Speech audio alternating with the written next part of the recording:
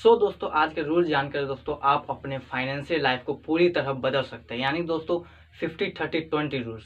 दोस्तों इसमें आपके पैसे का 3 हिस्से होंगे, यानी 3 हिस्से में डिवाइड कर सकते हैं और अपने खर्चों और बजट को आप मैनेज कर सकते हैं। तो दोस्तों वीडियो को अंत तक जरूर देखें, क्योंकि दोस्तों इसमें आपको बोनस टिप मिलने वाला है लास्ट में। दोस्तों पूरी तरह वीडियो देखिएगा, स्किप नहीं करेगा वरना आपको समझ में कुछ भी नहीं आएगा। तो दोस्तों इसको मैंने 4 पॉइंट में डिवाइड किया। जो चौथा पॉइंट हमारा बोनस टिप रहने वाला है और 3 पॉइंट रहने वाला है। पार्ट 1 दोस्तों, पार्ट 1 बताने से पहले मैंने रखा है 20,000 सैलरी, यानी आपका मंथली इनकम रहेगा 20,000। आपका जितना है उस हिसाब से आप कैलकुलेट कर सकते हैं। दोस्तों 20,000 मैं सैलरी लेके चलता हूँ, तो दोस्तों इसका 50% यानी 50% हो गया पार्ट 1 का 50%, यानी आपका नीड्स, ज़रूरतें खर्चे। एग्जाम्पल के लिए अगर बता दूँ आपका ज़रूरतें खर्चे कैसे रहेगा, आपका बिजली बिल, बच्चे का स्कूल फीस, एग्जाम्पल के लिए जो आपका जरूरी खाना पीना हो गया, घर का रेंट हो गया, बाइक का हो गया खर्चा, जो आपका ज़रूरतें खर्चे हैं, क्योंकि आपका खाना पीना बाइक का बहुत ज़रूरी होने वाला है, इसलिए ये सब आपका ज़रूरतें खर्चे हो गया। यानी कि 50% आपका ज़रूरतें खर्चे में जाएगा। एग्जाम्पल के लिए 20,000 में से इसका 50% हो गया 10,000, यानी 10,000 को आप अपने बहुत ज़रूरतें, जो आपको ज़रूरत है उसमें यूज करना है आपको। अब दोस्तों बात करते हैं पार्ट 2, यानी पार्ट 2 आपका 30% वांट्स यानी इच्छाएं। आपका इच्छा एग्जाम्पल के लिए मैं बता दूं आपको, तो इच्छाएं आपका हो जाता है कि जैसे कि आपका घूमना, शॉपिंग, सब्सक्रिप्शन नेटफ्लिक्स पे, डिज्नी हॉटस्टार पे, आपका टीवी का खर्चा है, यानी कि आपका इच्छा ये सब हो गया।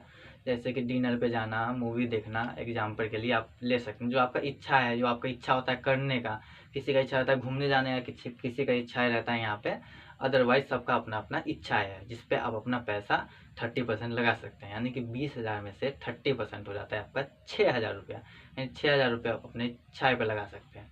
दोस्तों आपको 50% और 30% का पता चल गया। जैसे कि 50% ज़रूरतें खर्चे, 30% आपका हो गया इच्छा है यानी वांट। दोस्तों अब बात करते हैं पार्ट 3, 20% सेविंग एंड इन्वेस्टमेंट। जी हाँ दोस्तों, सेविंग एंड इन्वेस्टमेंट, अगर आपको इसका थोड़ा सा भी नॉलेज नहीं है तो चैनल को सब्सक्राइब कर लीजिए, वीडियो को लाइक कर दीजिए। और इस चैनल पे आपको इन्वेस्टमेंट से लेके SIP से लेके आपको पूरा वीडियो मिलने वाला है। दोस्तों अब बात करते हैं इन्वेस्टमेंट एंड सेविंग।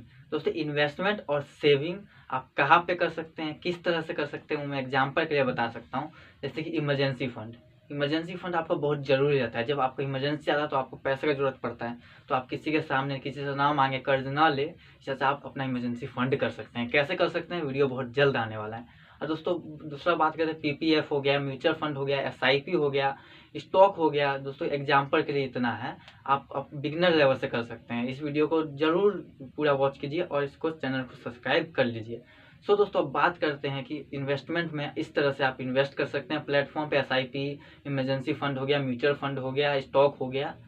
दोस्तों ये हमारा पार्ट 3 था। और दोस्तों अब बात करते हैं पार्ट 4, जो आपका रहना बोनस पॉइंट।